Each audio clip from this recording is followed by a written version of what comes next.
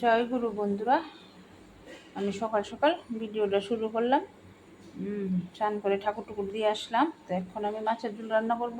তো মাছের ঝোলটা আমি আজকে অন্যরকম রান্না করব। ডেলি তো সবজি পেঁয়াজ দিয়ে রান্না করি। এই দেখো, প্রথমে দিয়েছি হলুদ গুঁড়ো, লবণ, আর এখানে কাঁচা লঙ্কা শুকনো লঙ্কা একসাথে গ্রাইন্ডার করেছি, আর কোনো মশলা দেবো না। এই দেখো, মাছের ঝোলটা বলকা উঠে গিয়েছে। এখন মাছটি বাছবো না, কাঁচা মাছটি হালকা করে ছেড়ে দেবো। মাছটি দিয়েছি, একটু ঢাকনা দিয়ে দেবো।